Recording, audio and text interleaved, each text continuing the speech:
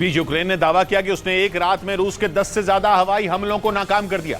Ukraine की सेना के मुताबिक रूस ने इन हमलों में बड़े पैमाने पर ईरान के शाहिद 136 ड्रोन का इस्तेमाल किया था, लेकिन वो यूक्रेन के एयर डिफेंस सिस्टमों के आगे नहीं टिक पाए। यूक्रेन के मुताबिक रूस ने उसके मिलिट्री अड्डों पर शाहिद 136 ड्रोन और क्रूज मिसाइलों से हमला किया। और यूक्रेन का ये दावा है कि इस हमले में रूस को करीब 10 से ज्यादा शाहिद 136 ड्रोन का नुकसान उठाना पड़ा। दावा तो ये भी है कि इन हमलों में यूक्रेन ने रूस की 4 क्रूज मिसाइलों को भी ढेर कर दिया। यूक्रेन का आरोप है कि रूस ने रात के वक्त उसके सैन्य ठिकानों पर हमले की साजिश रची, जिसे उसकी वायुसेना ने नाकाम कर दिया।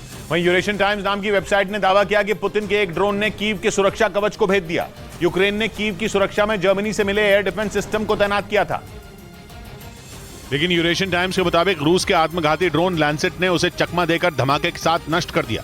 दावा किया गया कि रूस के इस ड्रोन ने कीव के आसमान की सुरक्षा में तैनात जर्मनी के एयर डिफेंस सिस्टम के रडार को चकमा दिया और उसे तबाह कर दिया, जिसके बाद यूक्रेन के पास मौजूद जर्मनी का इकलौता एयर डिफेंस सिस्टम भी बर्बाद हो गया। जर्मनी का आईरिस-T वो एयर डिफेंस सिस्टम है जिसे यूक्रेन ने अमेरिका के पेट्रियट मिसाइल सिस्टम को हटाकर कीव की सुरक्षा में तैनात किया था, लेकिन दावा है कि रूस के आत्मघाती ड्रोन ने उसे भी बर्बाद कर दिया।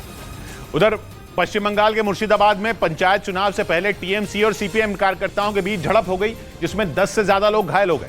मारपीट के बाद उस इलाके में बड़ी संख्या में पुलिस के जवान तैनात कर दिए गए, क्योंकि पंचायत चुनाव से पहले ही टीएमसी और सीपीएम के कुछ कार्यकर्ता आपस में भिड़ गए। आरोप है कि सीपीएम के उम्मीदवार जब नामांकन करने पहुंचे तो टीएमसी के समर्थकों ने उन्हें रोकने की कोशिश की, जिस पर विवाद बढ़ गया और फिर उनके बीच मारपीट शुरू हो गई। इस झड़प में दोनों ही पार्टियों के कई कार्यकर्ता घायल हो गए, जिन्हें तुरंत अस्पताल में भर्ती कराया गया। इस बवाल की जानकारी मिलते ही उस इलाके की सुरक्षा बढ़ा दी गई ताकि फिर कोई हंगामा न हो सके। राज्य में 8 जुलाई को एक चरण में पंचायत चुनाव होगा। उधर उत्तर प्रदेश के रायबरेली में नौकरी छीनने पर भड़का एक आदमी केंद्रीय मंत्री स्मृति ईरानी की गाड़ी के आगे कूद गया।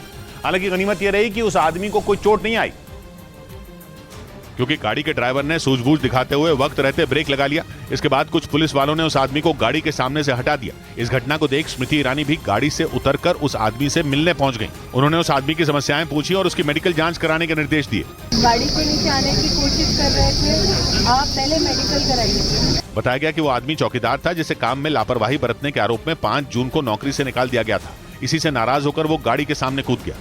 उधर यूक्रेन ने आशंका जताई कि उसके खैरसोन में नोवा कोखोवका बांध टूटने की वजह से यूरोप के सबसे बड़े परमाणु प्लांट में बहुत खतरनाक हादसा हो सकता है, क्योंकि खैरसोन के बांध से यूक्रेन के जापोरिजिया न्यूक्लियर पावर प्लांट को भी पानी सप्लाई होता था, जो कि यूरोप का सबसे बड़ा परमाणु प्लांट है। लेकिन बांध को ऑपरेट करने वाली यूक्रेन की कंपनी ने कहा कि बांध टूटने के कारण अब वो प्लांट को पानी सप्लाई नहीं कर सकता, क्योंकि नोवा कोखोवका बांध में पानी का स्तर बहुत ज्यादा नीचे जा चुका है। और अब अगर जापोरिजिया परमाणु प्लांट को नोवा कोखोवका बांध से पानी नहीं मिल पाया तो ऐसा रेडिएशन फैल सकता है जो पूरे यूरोप को मार डाले।